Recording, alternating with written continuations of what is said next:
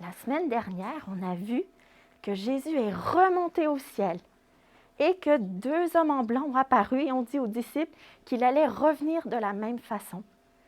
Donc, les disciples ont quitté le mont des Oliviers et sont retournés à Jérusalem. Ils avaient un super message à partager. Oui, mais Jésus leur avait dit d'attendre ce que le Père avait promis, qu'ils reçoivent, soient baptisés du Saint-Esprit. Donc, ils sont allés dans une chambre haute. Il y avait les disciples, mais pas seulement les disciples, il y avait en fait tous ceux qui avaient suivi Jésus. Ils étaient environ... Non, pas Jésus, il est remonté au ciel. Ils étaient 120 personnes. Il y avait même Marie, la maman de Jésus.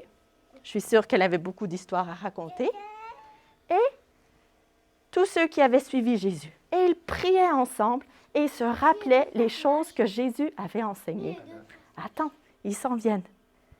Ils ont demandé à Dieu de leur montrer qui choisir pour remplacer Judas, le disciple qui avait trahi Jésus. Et Dieu leur a montré Matthias. Et là, ils n'étaient plus en train d'argumenter sur qui était le meilleur, qui serait le plus grand. Non, maintenant, ils étaient unis. Ils étaient d'un commun accord. Ils s'aimaient. Ils priaient et ils attendaient. Et la Bible nous dit, dans Acte 2, que le jour de la Pentecôte, ils étaient tous ensemble au même endroit. Et tout d'un coup, il y a un grand bruit qui est descendu du ciel, mais comme un vent violent qui a rempli toute la pièce. Et il y a eu des petites flammes, comme des flammes de feu, qui sont descendues sur chacun d'entre eux, et ils se sont mis à parler dans des langues. Chacun dans des langues, comme le Saint-Esprit leur avait donné de parler. C'est incroyable! C'est arrivé exactement comme Jésus avait dit. Le Saint-Esprit était venu en puissance. Et les faits étaient merveilleux. Au lieu d'avoir peur, tout d'un coup, ils ont commencé à plus pouvoir s'empêcher de partager la vérité sur Jésus. Et à ce moment-là, à la Pentecôte, c'était la fête des moissons à Jérusalem. Donc, il y avait des Juifs qui étaient venus de partout dans le monde. D'Égypte, d'Asie, de Rome, ou d'autres, Libye, de partout. Et ils ont entendu, ils se demandaient qu'est-ce qui se passait. Donc, ils ont accouru pour voir. Et ils étaient tous émerveillés parce que, en fait, ils parlaient dans leur langue chacun à eux, des langues qu'ils n'avaient jamais parlé auparavant. Donc, ils étaient mais vraiment très impressionnés. Mais il y en a, par contre, qui étaient un peu moins impressionnés. Ils se sont dit, ah, mais ils ont bu trop de vin. Alors, Pierre se leva parmi les disciples, et Dieu lui a donné la sagesse d'expliquer qu'est-ce qui se passait. Il leur a dit, bien non, ces gens ne sont pas ivres, c'est que le matin.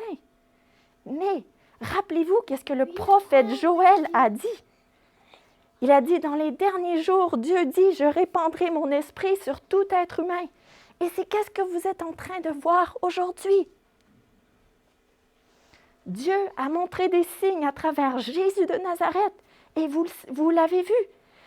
Et c'était dans le plan de Dieu pour qu'on puisse avoir la vie éternelle, que Jésus soit arrêté par des hommes méchants, qui soient cloués sur une croix. Mais Dieu l'a ressuscité. Et aujourd'hui, je peux vous dire sans aucun doute que ce Messie que vous avez crucifié, que Jésus que vous avez crucifié, est le Messie, le Sauveur. Et là, ceux qui écoutaient, mais ils ont été touchés dans leur cœur. Ils se sont dit, mais si qu'est-ce que Pierre dit, c'est vrai.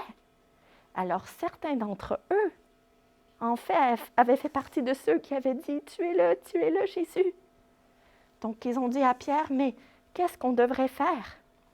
Et Pierre répondit, changez d'attitude, placez votre confiance, retournez à Dieu, placez votre confiance en Jésus pour le pardon des péchés et pour recevoir le Saint-Esprit, et soyez baptisés pour le montrer. Et là, ce jour-là, il y a beaucoup de personnes qui ont demandé pardon à Dieu. 3000 personnes qui se sont fait baptiser. C'est peut-être sûrement le plus grand baptême de l'histoire. L'Esprit a agi avec puissance et c'est comme ça que l'Église est née et a commencé à grandir. Et les disciples, ils ne pouvaient s'empêcher de partager la bonne nouvelle de Jésus. Et aujourd'hui encore, Dieu nous demande de célébrer qu'est-ce que Dieu a fait et de continuer à partager son message avec joie et amour. Mais on ne peut pas le faire par nos propres forces. Nous aussi, on a besoin du Saint-Esprit. Donc aujourd'hui, en ce jour de Pentecôte, on peut célébrer que Dieu nous a donné la vie éternelle en Jésus-Christ et qu'il nous a aussi donné son Saint-Esprit pour nous aider, nous accompagner, nous donner sagesse, enseignement, tout ce qu'on a besoin. Prions. Seigneur Dieu, on veut te remercier parce que tu nous donnes tout ce qu'on a besoin. Aide-nous à faire confiance en toi. Merci pour ton Saint-Esprit. Merci parce que tout vient de toi. Et on demande, Seigneur, que tu puisses nous remplir de ton Saint-Esprit aujourd'hui. Merci pour ton amour. On t'aime. Dans le nom de Jésus. Amen.